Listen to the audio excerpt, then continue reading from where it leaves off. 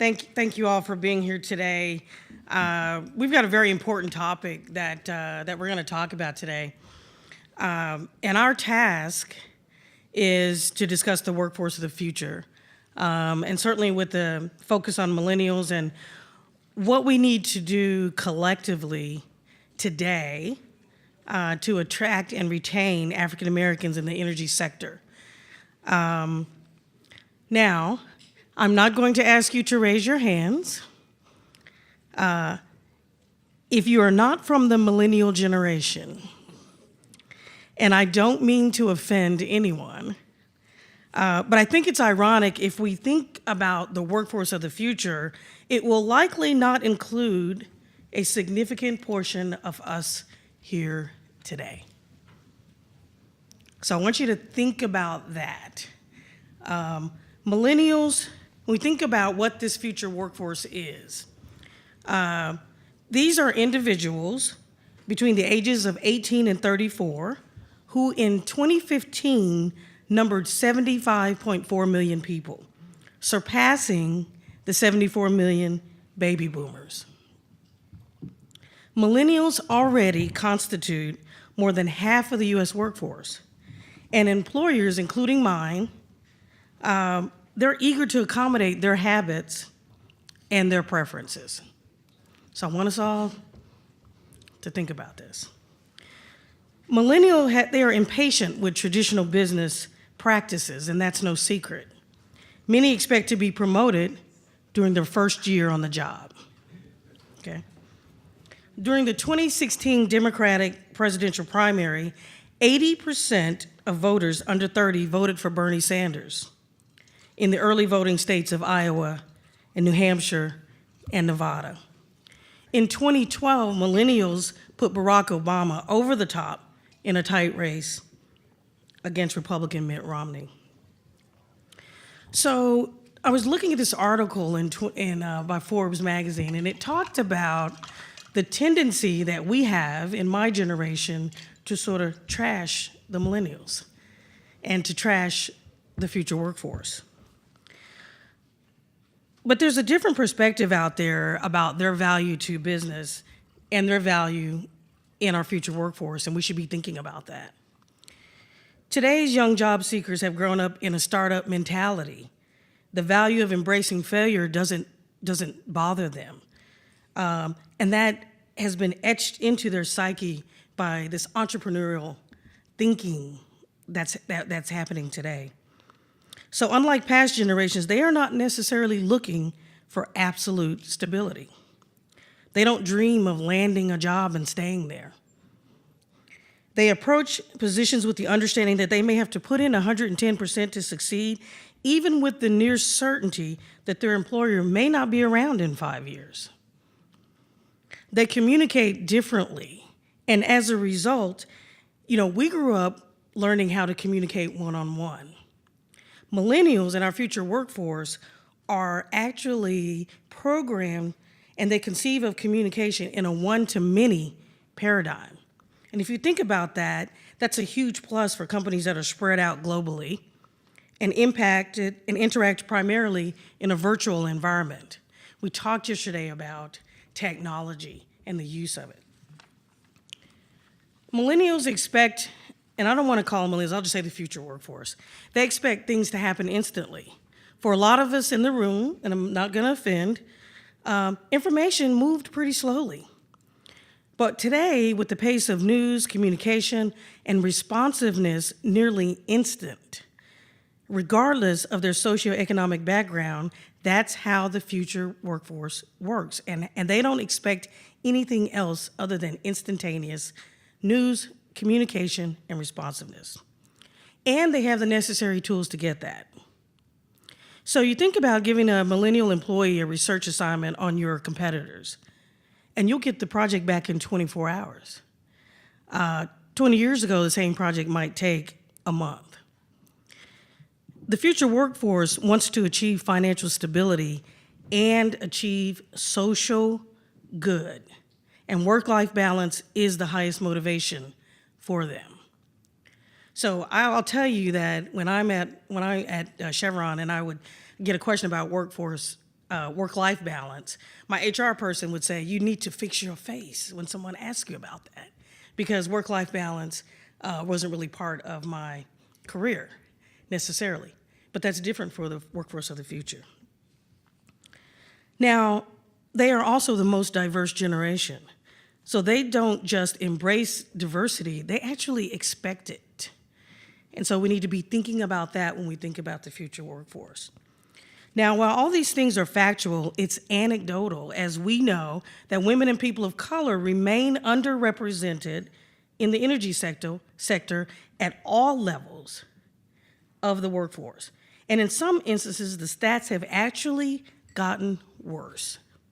So I'm not going to recite those stats. I'm sure some of my panelists will, but it's gotten worse. And if you think about the demographics of today, certainly the future and the sense of urgency should be now. And as I think about workforce development, I kind of view it clinically, because that's kind of how my mind works, and I think about it as supply and demand. So making sure that we have a population with the knowledge and skills for gainful employment, and that employers effectively communicate the demand for their skills.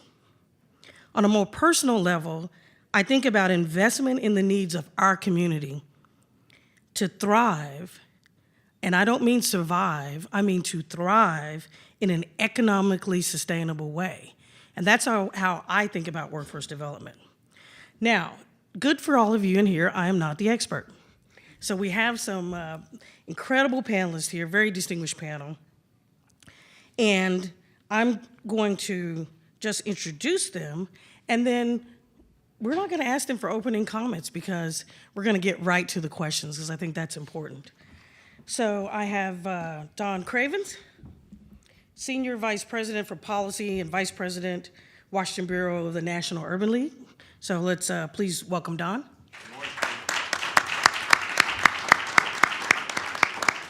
We have P. Anthony Thomas, Director of Government Affairs, California Independent Producers, Petroleum Producers.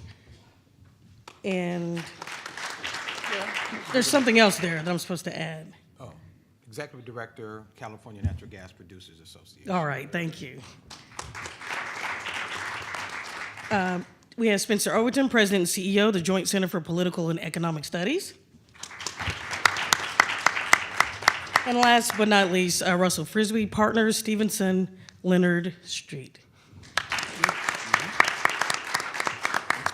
So let's start. When you think about workforce development, so we're focused on policy in this summit. So what really is the role of government bodies to ensure that we as a community are prepared to compete in the global workforce of the future? We collectively think about educators, employers, but what really is the role of government to ensure that we have proper workforce development? Well, I'll be glad to start. But first, let me give kudos where kudos is due. Running a trade association or a corporation or a firm is a daunting task, as many of you can attest to. And we're all here because primarily of one person. And that person is a sister to me. She is like a family member. So let me start out by giving kudos to a woman who does this with class, with grace, professionalism, and a whole lot of heart. So why don't we all recognize my sister, Paula Glover.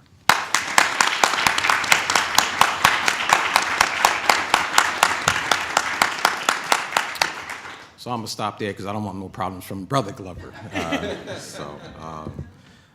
But to your point, the role of government. Government has some basic responsibilities to keep us safe, keep our lights on, make sure the police respond. Same with the fire and also emergency services. So that job is pretty universal. Now, of course, we have this thing called a homeless problem, which I think directly is a job of government. It's also the job of government to educate us or to make sure there's access to education. And we'll talk about SIPA's internship program in a second. But how about the goal of leaving no one behind, first and foremost? And I think to make sure that everyone has access to this thing called education, let me just ask the question, how many of you have degrees? Now, how many of you hire a plumber, an electrician, a roofer? College isn't for everyone. And I think that California made a mistake when they said every kid is going to go to college. I pay my plumber a lot of money. I pay my electrician a lot of money. So let's be clear that in the state of California, if every kid was college eligible, the California state system, the UC system, and every private institution of higher learning could not accept them. It's impossible. So what does that leave us? That leaves us government's role to ensure that we have skills in a skilled workforce for those who know how to fix things. It's the access, ladies and gentlemen, that we're talking about here today. And it's the access, and that is the role of government, to ensure that all of us have a path to what we want to do. Be it leading a trade association, be it leading a corporation, or that person or persons who are going to fix that plumbing problem that you have. Build upon that for a second. First of all, good morning, everyone. It's an honor to be here and represent the National Urban League with you this morning. And Paula, I want to thank you for your leadership as well and for the invitation to be here, as well as your staff. Tracy is wonderful to work with. I know you have a great team, so thank you. I want to echo what the brother said. I do believe in this space where government can be the most helpful is with education. Not only are we leaving those brothers and sisters behind who may not be college bound, but I think we are also leaving many brothers and sisters who should be college bound as well. I did a white paper a year ago to this week with the help of this gentleman to my left, Mr. Frisbee. In the paper, I talked about some of the problems we've got. And I'm just going to read this paragraph and I'll stop. We've been talking about STEM. I'm 45 years old. We've been talking about STEM since I was in college in the 1990s. We knew we needed to have more African-American men and women, brown people in STEM education. And here we are, 25 years later, and we're still having that same discussion about, boy, we need more brothers and sisters in STEM. This is what I wrote last year. We've been talking about STEM for 20 years. However, from an early age, many African Americans and communities of color are at a disadvantage. Less than 1/3 of public high school students, high schools serving predominantly African American students, offer calculus. Only about 40% of public high schools serving predominantly African American students offer physics. And according to the U.S. Department of Education, many African Americans in high school do not benefit from such resources as advanced placement courses where they could acquire college credit. African American students represent 16% of all high school students, yet only 9% among students enrolled in AP courses. Of the African American students enrolled in AP courses, only 4% received AP test scores that qualified for college credit. No African American student took the AP computer science exam in 9 states in 2015, and one of those states was Mississippi. Now, they got some black folks in Mississippi. Now think about that, brothers and sisters. Where is government failing us, at least on a local level? Why do elections matter? When I go to these forums and people say, why does voting matter? Even young brothers and sisters who should be college bound, we are failing these young men and these young women at a very, very micro level. My daughter graduated from high school last year here at DC Public School. She went to her senior retreat at the end of the year, like most of us have done. And when she got there, when she got back, I said, what was the most impressionable part of the retreat? She said, well, our class of 100, we liked the last part because it was the first time the black and the white students had actually gotten together. So what do you mean? You guys have been together in this new school that's only been around for 4 years. You're the first graduating class. You're only 100 students. She said, well, most of the white students are in AP courses, and the black students were not. So this was the first time in 4 years that the black kids and the white kids had actually had any interaction with one another. We are failing our young men and our government is failing our young men and our young women at a very micro level. And those of you in the industry, you're gonna have to help put some pressure because ultimately you're gonna look for this job force and they're in prison or they're on the streets or they're not doing what they could be doing. Sure. I, again, also want to thank Paula. Thank you so much, and Abe, and obviously acknowledge David Owens and the fact that he is an incredibly accomplished individual, but he also just mentors. I mean, he understands the big picture, that it's not just about an individual, right, but it's about us moving forward together, and so just very appreciative of him. The Joint Center, founded in 1970, we've worked with Abe for a long time, been a great partner. We're just finishing up our strategic plan, and we're focused on the future of work. Many of you all have advised us on this. We had an energy breakfast on this question here. I kind of reframed this question that you teed up. Okay. And the future is now, and here's what I mean. Movie Hidden Figures. Those women, they knew the IBM was coming and that they would be displaced, right? And the Octavia Spencer character, she went out, she learned Fortran herself. She didn't just do it for self-advancement so she could get the job, right? She taught it to her team, and then when the IBM came, they were ready. They were ready. They were the ones who took over running the IBM there, right? So what I would suggest is the same thing is happening right now, today, right? It's not 20 years from now. It's now in terms of automation and artificial intelligence and big data that's leaving Silicon Valley, right, across the nation. When we talk about you go to the CVS or the grocery store, and you have a choice to go to the human being who's the cashier or the automated machine, right, that's there. We know that autonomous vehicles are just around the corner. The technology is largely there right now. It's kind of a policy issues are what we're dealing with right now, right? And so these are all wonderful, and they're great things, and they're happening obviously in terms of the energy industry as well, in terms of automation, extraction. We talk about upstream, downstream, generation, distribution, right? Joint Center looked at the 700 jobs that the Department of Labor looks at, right?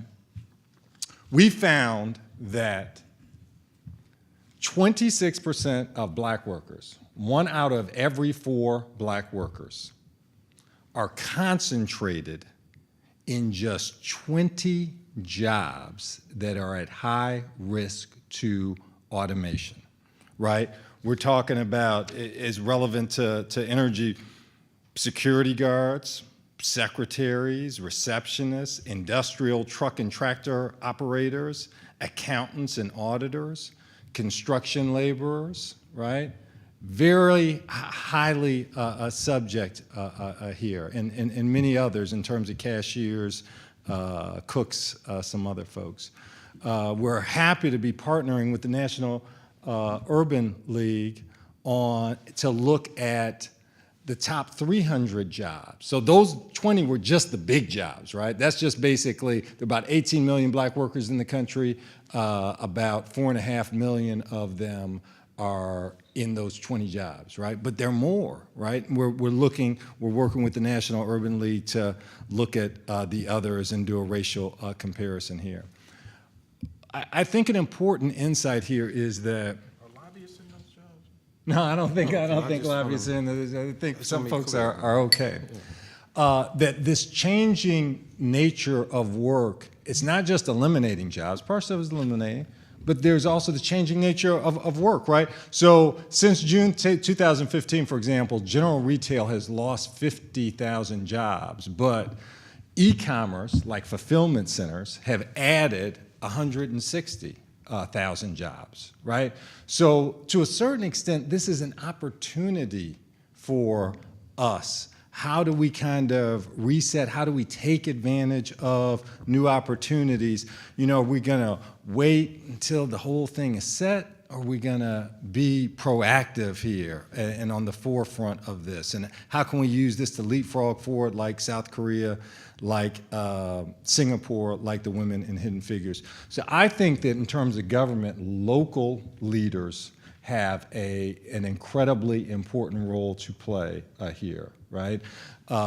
So in terms of things like assigning someone to focus on the future of work, competing for companies to come to their area, recognizing that the workforce is an incredibly valuable asset to companies, to attract companies, and investing in that workforce, looking at community college not as second place here, but a real driver of economic development. And how do you convene your local employers so that they can have some input into what the community college is teaching and selling that to potential employers in terms of coming. Reskilling, we've talked about, apprentices. How can we, apprenticeships? Let me stop you, Spencer, because you're getting to my third question. Okay, all right. I'm sorry. Go ahead. I know I've gone on. I'm sorry. Let's go. Couple of comments. As you'll see, sometimes I can be a contrarian.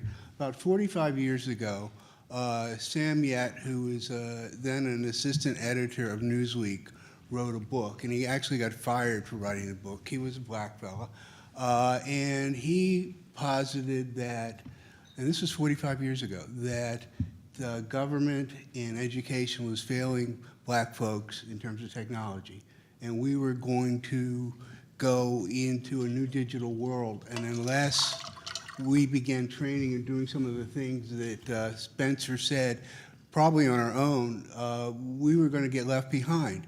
And the only thing that Sam Yet didn't figure out was it would also happen to white folks in West Virginia and a lot of other places. I think that we have to focus on the long term and the short term. I think pipeline is really a very serious issue, but unfortunately, a lot of STEM education is long term because you got to catch the kids in elementary school. I mean, you can't get to somebody who's in 12th grade, has never really had any serious math, and expect to turn it around. And also, it's nice to talk about government, but 45 years ago, it's predicted that government would fail, and I don't see that so much has changed. One of the things we have to do is recognize that we do have economic power, we do have political power. I'm a former chair of a state commission. I do a lot in government, and I think it's important to really begin to push public-private partnerships, because I think that, for instance, 30% of, as you all know this, 30% of the electricity, of the workforce electric companies is going to retire over the next 10 or 15 years. That doesn't, this is something we can begin to address now, public-private partnerships, to try to set up programs to get our folks in there now. So again, I think it's nice to talk about government, but I think we're putting too many eggs in that basket. Okay, so I actually like that, because my next question was going to be, so what are the folks in this room supposed to be doing? What accountability do we have? Because if we've been waiting, we're looking at the results of what I think is probably billions of dollars spent on STEM education in the last 20 years. We're still have significant gaps throughout the workforce at all levels. And that's just what we're looking at internally. America is actually behind globally its peers. So what do the folks in this room need to be doing? So what we decided to do at the National Urban League is, and let me tell you how we got here. So for the last 41 years, the National Urban League has been tracking the state of Black America, and you've seen the report. We publish it every year. Proud to publish the report, not always happy with the numbers that are in the report. When we did this one, we released this year, the 2017 State of Black America report, what we found was what many of you know, is that African Americans are still, even though the country has pulled itself out of a recession, African Americans are still 2.5 to 3 times more likely to be unemployed than our white brothers and sisters. And we still make about 50 cents on the dollar of our white brothers and sisters. Chicago, the black unemployment rate is 18.6%, the white unemployment rate is 5.8%. Baltimore, the black unemployment rate is 12.4%, the white unemployment rate is 4.5%. When you look at income inequalities, every major urban area in the country, if the white median income is $100,000, I'll bet you the African American income is $50,000 to $54,000. It's in the report. Look it up. I wish I was making this up. And so when we looked at that from the Urban League standpoint, we said, well, how can we change these numbers? Because to Mr. Frisbee's point, if we're waiting on government to do it, we've been waiting on government to do it for 42 years. And so what can we do in our community, and what can you do to help us in our community? So what we did last year is we published this white paper, and with the help of AABE and Mr. Frisbee and our friends at EEI and API, we looked at the workforce. And we said, what should a civil rights organization be doing in this ecosystem? And what we've been doing, ladies and gentlemen, for the last year or so, are meeting with our Urban League affiliates, we've got 88 of them all across America, and the men and women in their ecosystem, the community colleges, the Public Service Commission folks, the utility people, the energy people in that area, whether that energy be natural gas in that area, or whether that energy be renewables in that energy in that area, really in all of the above. And we are trying to at least start a discussion saying, what can we do now so that we can put some type of model in place that not only helps brothers and sisters. Look, I'm a Gen Xer. There are a lot of brothers and sisters in my generation who need a job and still can start a career. What models can we create for those young men and those young women, because they're still relatively young, and a model that can keep going for our millennials who are moving into the workforce as well? And so the discussions have to be taken, have to be had. They have to be on a local level. The National Urban League can't fix this issue. It's going to take our local affiliates to do it. But what you could do in your area is partner with your Urban League, partner with your AABE chapter. We invite our AABE members to come as well, your utilities. And what Mr. Frisbee said is it's got to be a public-private partnership. The last thing I'll say is part of it, a large part of it has to be supplier diversity. And I attended EEI Supplier Diversity Conference in New Orleans, I don't know, this year or last year. My years, I'm getting old, so my years all running together. But you said something, Talisha, about the entrepreneurial spirit of millennials. There are a lot of other people who have that spirit too, because they got laid off during the recession. So they started their own jobs, their own businesses. We need you to do more business with Black and brown people. Black and brown people make pencils and paper and can sell things and can make things. And that will not only increase productivity for your company, it'll help a small business, and maybe that small business will hire another brother or sister in their community. And that's how we can get these numbers down in the unemployment and income disparities. I think corporate executives can play a significant role.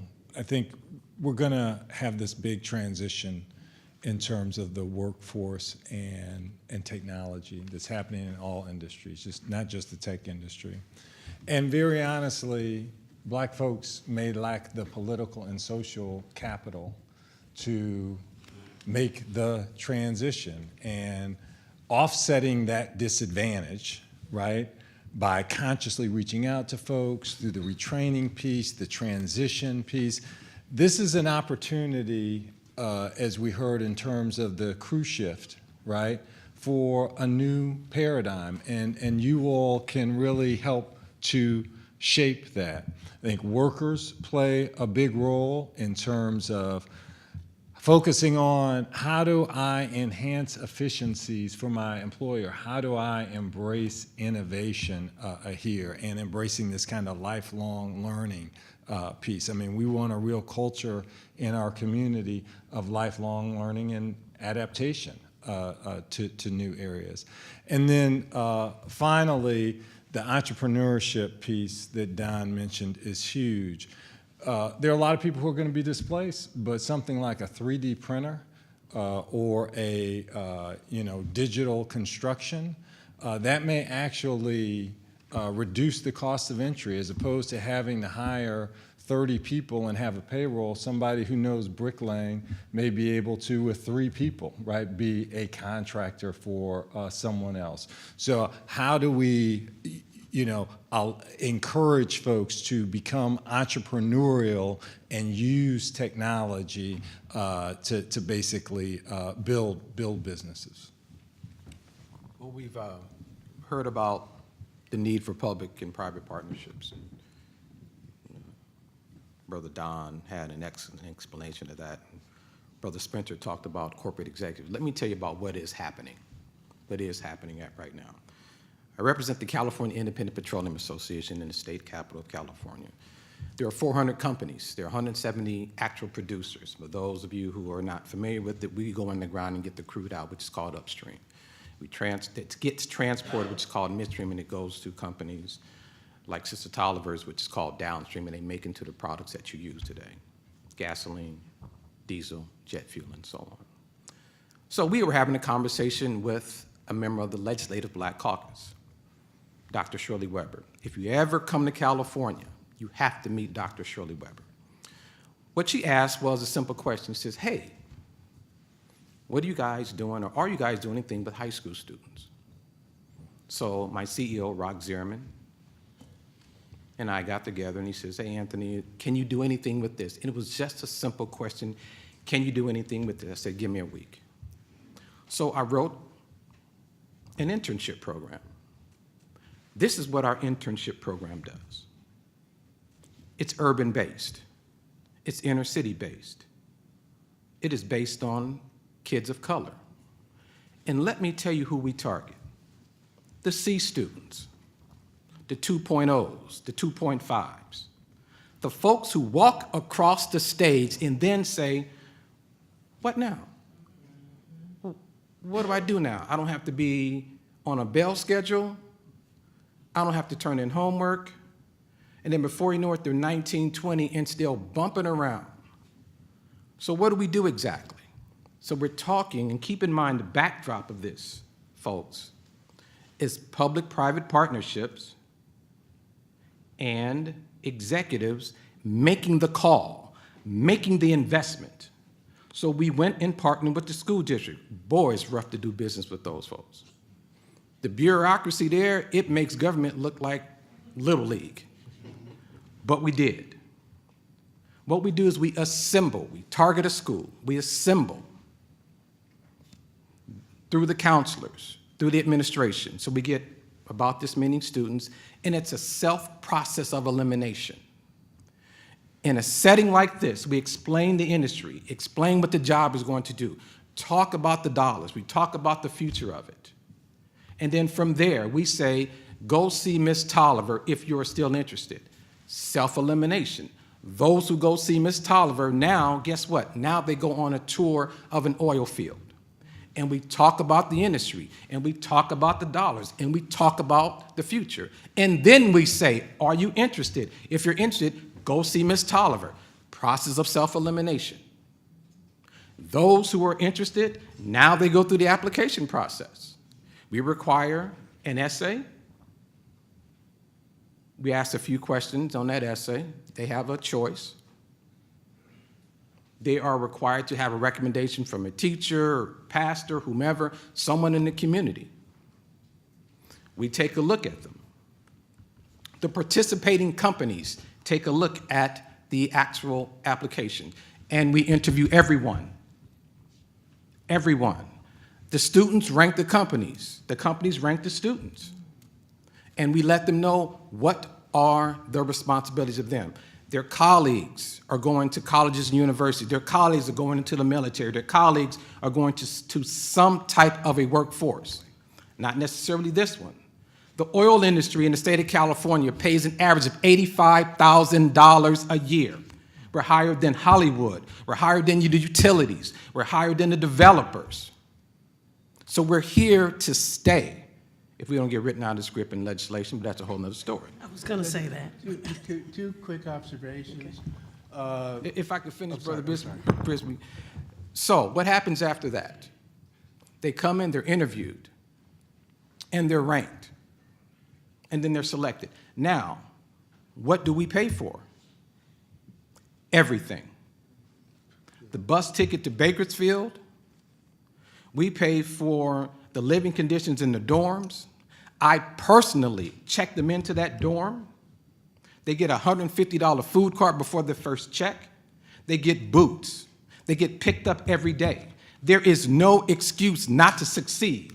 When you're bridging, when you bridge for our kids, when you put the real bridge in, they'll walk it. And we tell them every time, this class will succeed.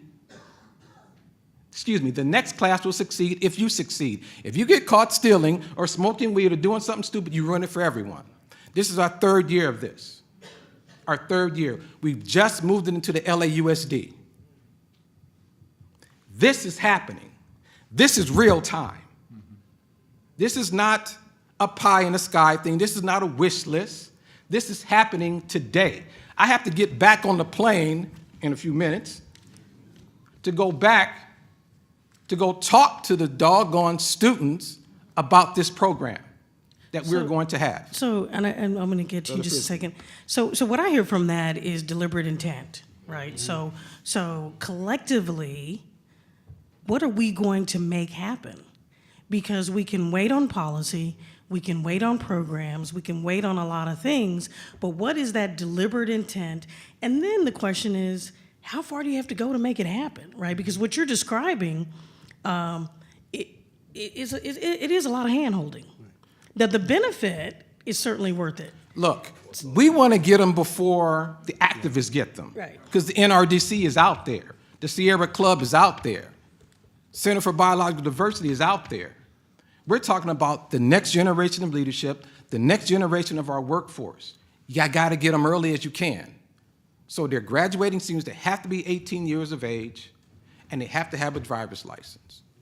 And they have to pass whatever that specific company's requirements are, be it a physical or drug test, whatever the case might be. Two quick observations. I agree with what was said there. Two quick observations.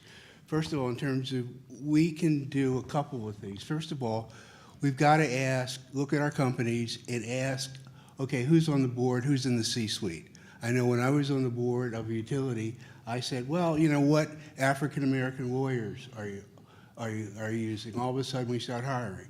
Also, you know, the bonus list would come up, and I said, wait a minute, you know, how many African Americans or women are on this bonus list? So that's, I think, because a lot of those decisions you said start in the C-suite, start in the board, and we need to be there.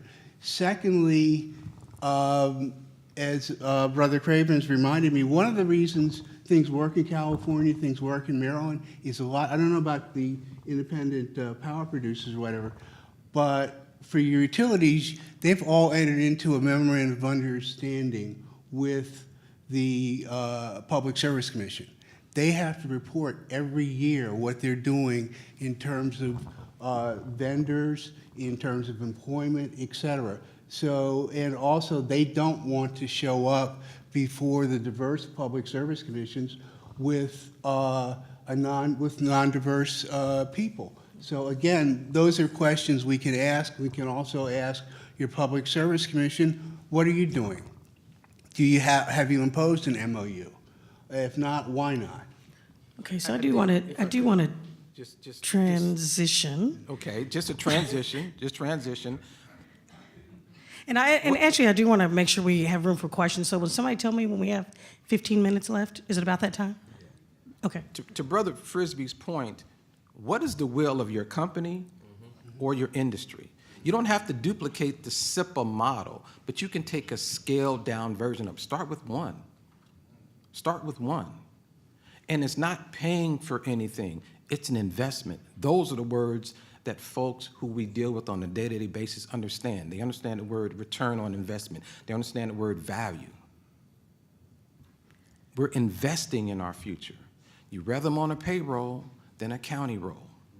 We're going to talk about that after this question that I'm going to ask you guys.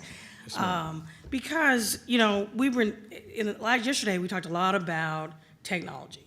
And I think to your point, Spencer, it's here and it's now. We talked about smart cities, we talked about automation, and the impact on the workforce. This technology deployment is going to impact not just hourly workers, it's going to impact salaried workers. It's going to impact us at every level in our organizations. So what policy actions would you propose be taken to ensure that communities of color and underserved communities are not left behind with the rapid deployment of technology? And that technology is really designed to improve productivity and efficiency. So I was going to say, can I take that off? Because I live this. I come out of Telecom and now to Telecom Energy, and I saw in telecom that we got left behind. And there are a couple lessons. And by we, you mean? African American. Okay, just making sure. In terms of employment, really also in terms of vendors, also in terms of services. I mean, there are a lot of places you still can't get fiber. So I think we've got to do a couple of things.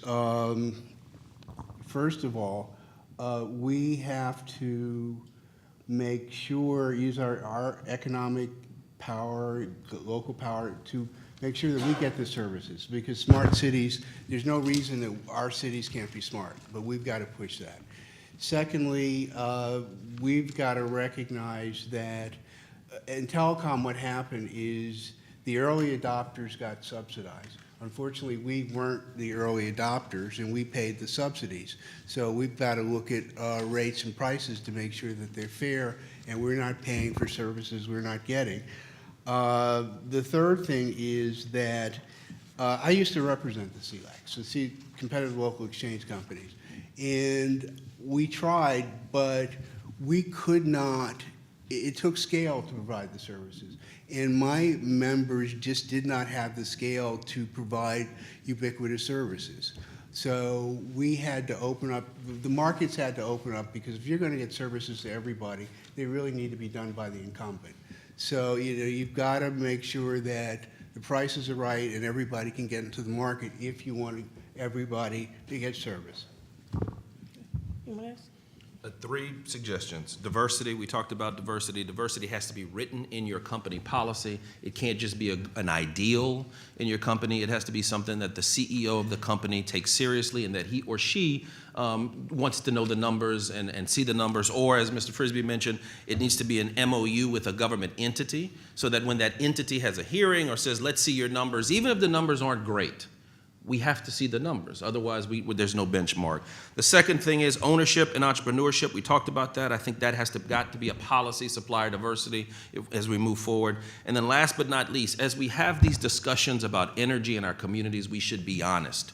Here in the Beltway, we do not have honest conversations about energy. We do not. We have allowed, really over the last 10, 15 years or so, the conversation to be centered about renewables. And that's great. Read my white paper and see that some of the least diverse places to work are in the renewable space. There's a lot of work to be done in that space. Amen. But if a young man or a young woman lives in Texas and they want to work in the natural gas industry, we should be the first one fighting to make sure that they have an opportunity to work in that industry. We as a civil rights organization, we don't try to be choosy. We don't pick one winner over another. We want African Americans to have an opportunity to sit at any table in their community where they want to work. A utility company, an oil and gas company, a solar company, a wind company, a hydro company, wherever they want to work or whatever that community is based on, we want to see them have an opportunity. Brothers and sisters, one of the things you can do to make sure this happens is you really got to be unapologetically black in your company. And this country can be great. You can be a great American and still be a great African American. I love this country. I was all weekend. I had my uniform on in the reserves. I love this country. I love serving this country. And then on Mondays, I take that uniform off and I put this pin on, the civil rights pin. I can do both very easily because this country can be good for my people too. But you, in your own ways, you have to do that each and every day. We are a race of people who we open the doors for everyone to see them walk through those doors and close it behind them. And we're still left behind making half the salaries and unemployed, 2.5 to 3 times more likely to be unemployed. You're going to have to be intentional, Madam Moderator, as you said, in your policy. You got to be woke in the energy space too. And I'm the first one is when I hear people say woke, I say, okay, be woke, don't be delusional though, get some rest sometimes. But in this space, brothers and sisters, we absolutely have to be woke. Because our people in our communities don't understand the importance of this space. They don't understand the opportunity in this space. And you have got to help us get those opportunities to those people. Okay, Spencer? Well, you know, I was going to pass. Were you going to pass? Okay. John's sermon here. I wore my best today. Amen. Yeah, amen. So I'm ready to put some money in the last plate, question, you know? and then we're gonna get to questions. But so you asked how many in this room have degrees, and almost everyone raised their hands. And AABE is primarily made up of professional leaders. But we also recognize that if you think about the mission of AABE and why we're here and who we serve, we also understand that there's a significant sector of our population that is not being served. And we had a discussion about this in terms of those who may not be educated, those who might be actually incarcerated, and those who need a pathway back. And I think, Tracy, the term used was returning citizens.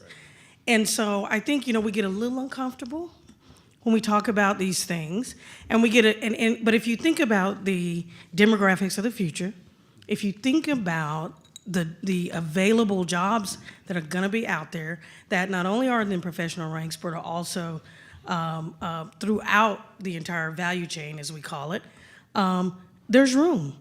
And so how are we going to make room? And how do we make sure that our communities thrive in this new arena?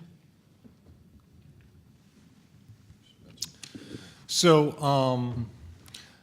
I think the reentry question is a really big question. There's some standard things that you guys have heard of, but I think it's really important to repeat them because they're evidence-based. If we look at expanding vocational training in incarcerated areas, it leads to like 33% less recidivism among those who participate in those programs. And there's a cost-benefit analysis that's been done where it's about basically a $7 return to society on every dollar invested, right? We see similar benefits in terms of other educational programs like GED programs, parenting programs, post-secondary programs, and also job counseling and support is similar. Something else that I'm not going to necessarily formally endorse, but I think we've got to really struggle with it, and we got just as a community, right?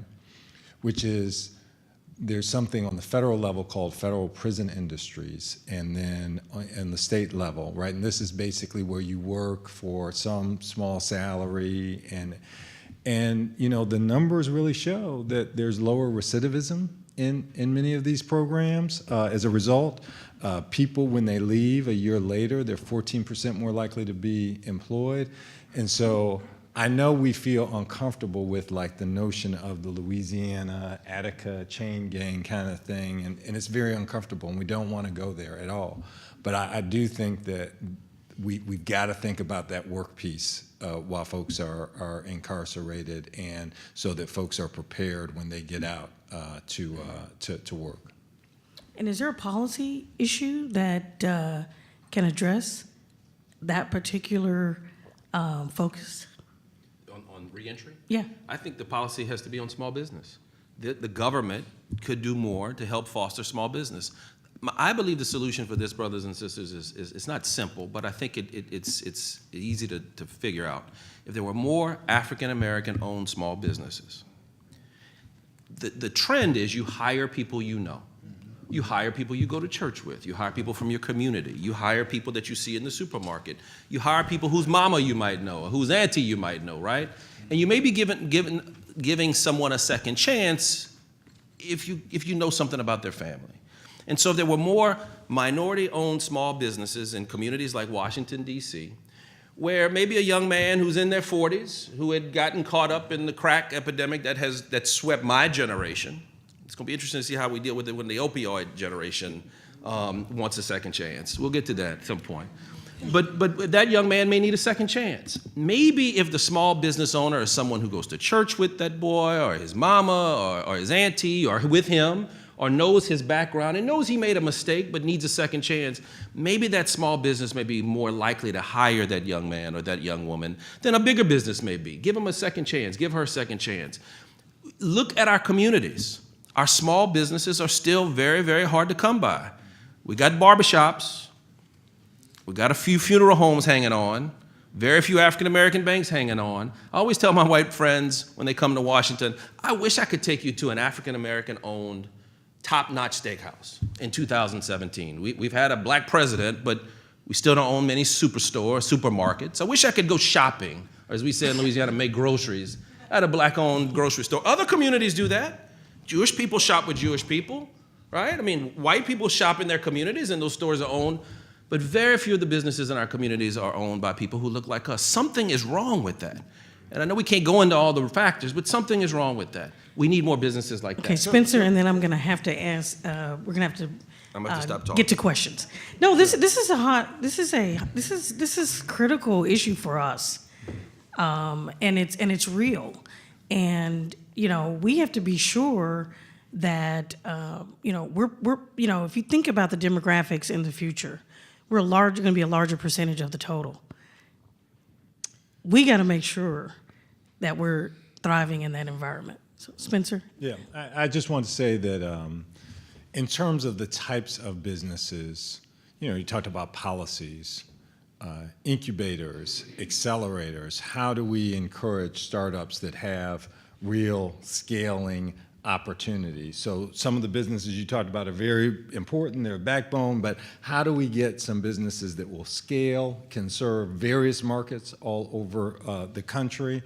And that is critical in terms of leapfrogging ahead. I mean, we're at this moment where we can either expand disparities moving forward or close disparities.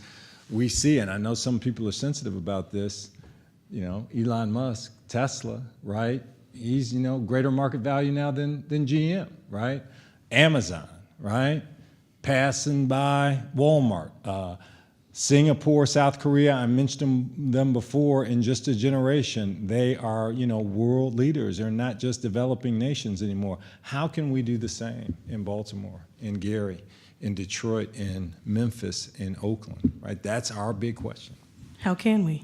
I think focusing on local policy, we talked about how do we improve things for black folks. Frankly, it's going to be tough to improve things at the federal level in terms of so much, gridlock, bureaucracy, being specific.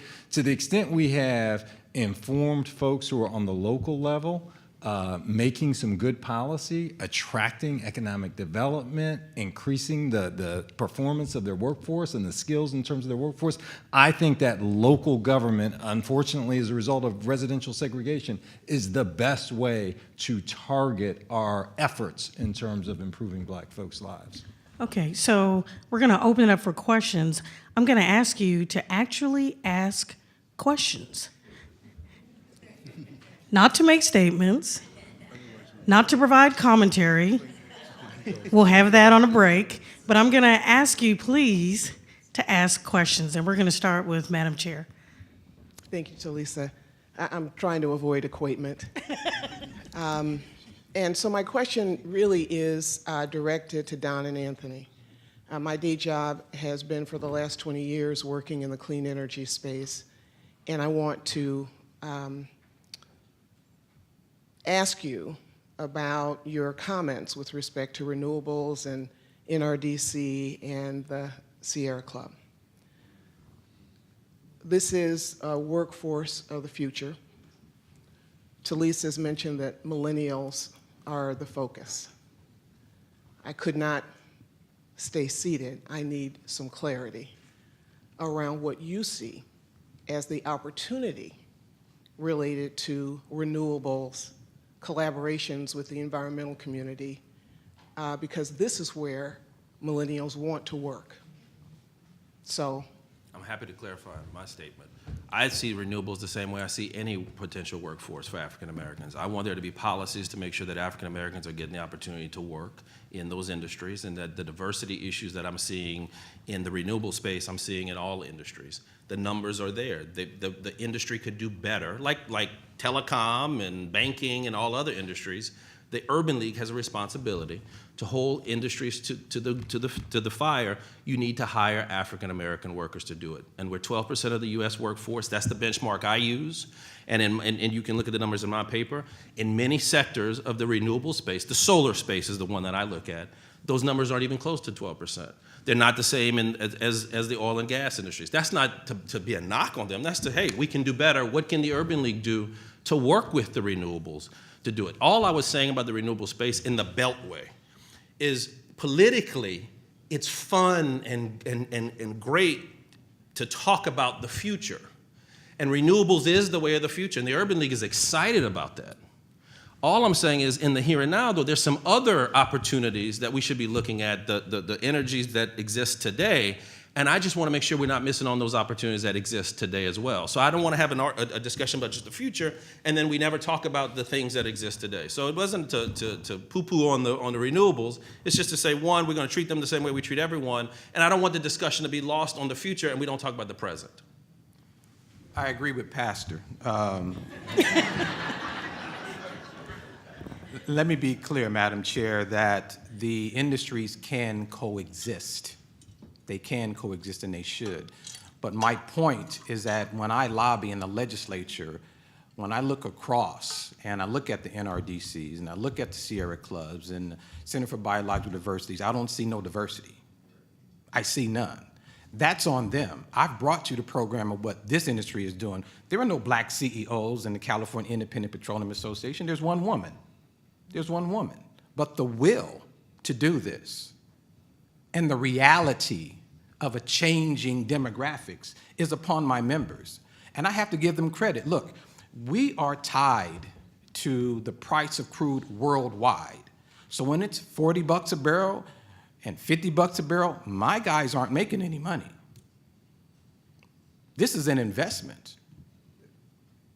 Can I redirect it a bit? Because we seem to If be I could, sorry. yeah. So do I think that they can coexist? Most definitely. They can coexist. But the problem I'm having is the activists. I don't call them environmentalists, and this is the reason, because my members deal with air, water, streams, ponds every day. The activists are the ones who just say, that's bad, and I want to introduce something, and they have a cadre of folks who will write that on a piece of paper called a bill.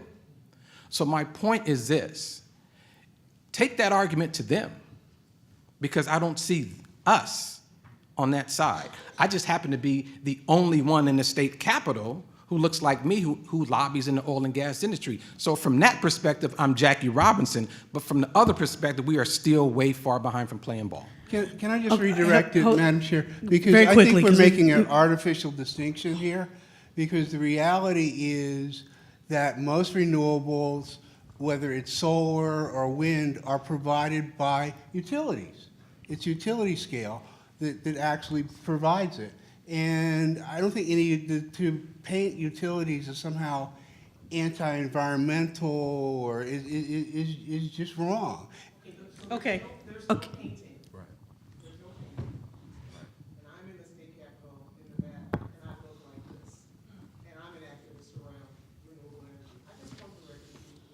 Yes, ma'am. Yes, ma'am. Carolyn. Quick question on workforce. How do we change some of the policies that require that you can't have convictions for drug offenses that mitigate against hiring former felons or whatever because of all of the security clearances that you need to work on projects that the utilities may have, et cetera. I can't hire people, our returning citizens, because of a lot of those policies. How do we address those? Just one response, please. Let me tell you what the industry is doing now. This is not a program. This is just an initiative from the independent oil and gas industry in California. I'll make this quick. A guy named Jerry and a guy named Paul both did time. Jerry did hits in the pen. They came out, his parole officer, not a probation, parole officer sent him to Bakersfield. And then he went through this program, which is called West Tech, and it is out of Taft, California. Only person who knows where Taft, California is besides me is probably Ms. Tolliver. Mm-hmm. Oh, that's right, you too, Carolyn, thank you. Essentially, the bottom line was this. They went through a program that they had to finish. They had to be honest on their application, and my companies have hired them, period. They came up for our Workers' Day and told their story. So the bottom line is, it's back to the will of the company itself. They can do that. There's going to be an attrition rate now, It's going to be an attrition rate, but there are attrition rates with engineers, attorneys, and accountants as well. It's going to be possibly a little higher. Skills are not going to be there as much, but the bottom line is if you want the commitment and you make the commitment, you can perform the commitment. You can carry the commitment out. I think the other thing, we talked about this, is that this issue is not solely targeted at African Americans. This issue of not being able to pass drug tests is a national issue, and it covers all races, all genders, and it is an issue. Certainly we're talking about our community today, but let's make sure we don't send out that impression that we think that there's a bigger problem in our community than others. And my time is up, but I'm sorry, and I do want to get to this gentleman here. And then you can kick me off, I'm sorry. All right, so I'll just go back and ask the question for Brother Spencer, I believe, when you were talking about the prison system and things and how we may not like it. I'm sure you didn't mean to condone institutionalized racism or anything or free. Okay, great.